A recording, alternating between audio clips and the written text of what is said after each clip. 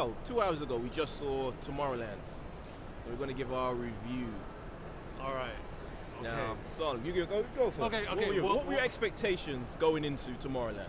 My expectations for Tomorrowland, again, it was one of those films that I was really looking forward to. So I stayed away from trailer 2, trailer 3. So stayed away from Really? it.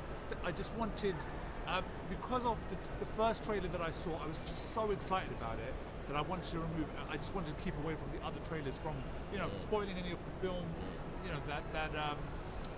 Spoiling any part of the film. Yeah.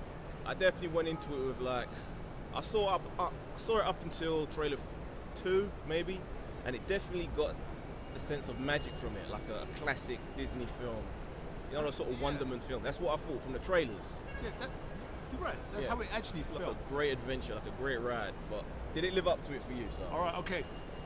Let's. I think we should break it down. Let's break it down into 3 parts. Now, I don't know how you felt, but the first part of the film, if we're breaking it down into 3s, the first part of the film was just mind-blowing for me.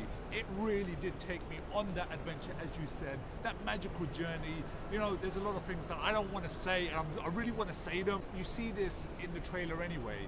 The moment she's touching a pen and she disappears, and you feel like you're there with her. It really does feel magical.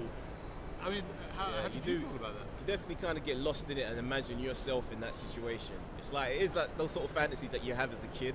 You just find this magical item and it just transports you to this other world where anything is possible. And but that's the other thing. It's like it's been a long time. I mean, I don't know how for you guys, but for me, it's been a long time since I've seen a really interesting, magical sort of film, and I really felt this was going to be it. But if we can move on to the second part of the film, it starts dropping for me. It starts throwing me back into my real world and throwing me out of that magical world that I was in. What was it that did it though? I don't know. Okay. Without spoiling it, when about in the film did it lose you? I think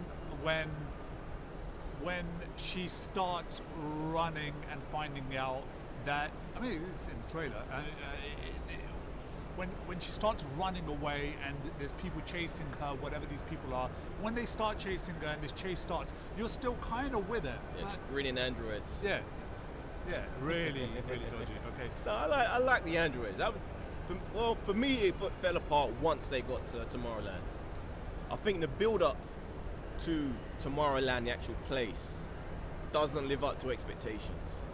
It doesn't seem like this big, wondrous place with all these interesting, genius people.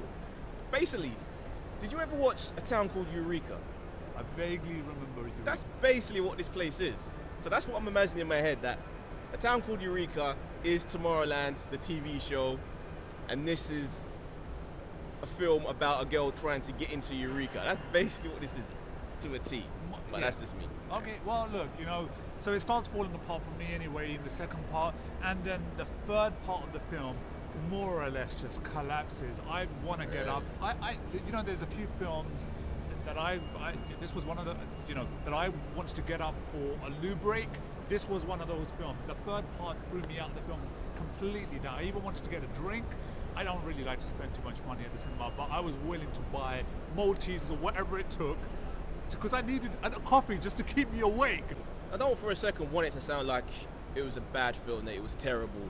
It's an enjoyable film, it's entertaining, but it just doesn't quite hold up. The first part is entertaining.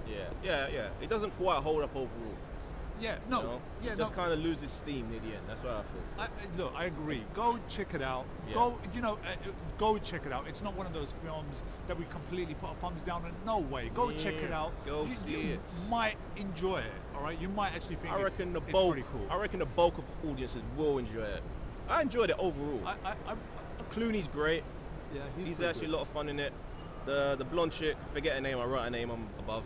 She's a lot of fun. The kid, she's amazing in that. And I like the fact that they stay away. What happens in a lot of these films where someone's faced with all these unbelievable things, these unbelievable people, these unbelievable situations, and they just seem to take it like it's nothing.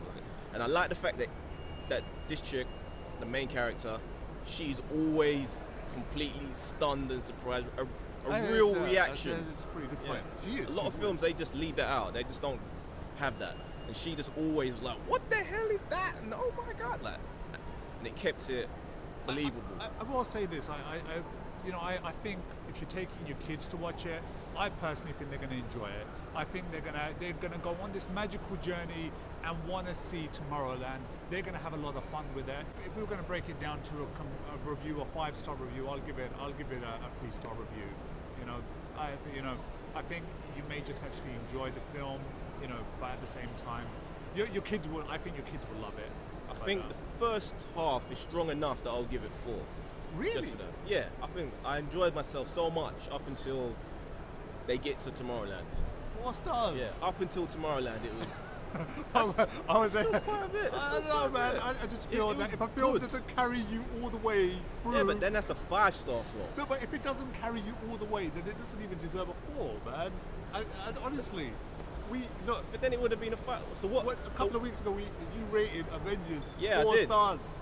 Yeah, and then I changed my rating afterwards to a 5-star on the second viewing, and now it's gone back to a 4-star once I actually start to think about the film. Yeah. So this may change in a week or 2. Mad Max has jumped up to a good 4.5. 3 stars. That's it. 3 stars locked it in. Not going nowhere beyond that. Mad Max is still my favorite action film of the year so far. I preferred it over Avengers personally. Yeah, Mad Max is going to be the type. I liked Avengers, but Mad Max is just such a. I think we should do a review about all the films that we've actually seen, just as a bulk, because there's so many other films that I've seen. I don't know where Mad Max comes. One of my favorite films of the year, but I don't know. We should do that. We should do it in a retrospect of the summer. Once the summer blockbusters are done, I think what's left? We've got Terminator coming out next. We've got Ant-Man. We've got a few still to come. Once we've done that summer season of big blockbusters, we'll sit down and go through them all and see what was our favorite. And I want to know what you people think was your favorite. If you've gone to see Tomorrowland and you like it, let us know. Write comments down. Subscribe. My name's Salim. Salim. This has been our first take of Peace. Tomorrowland.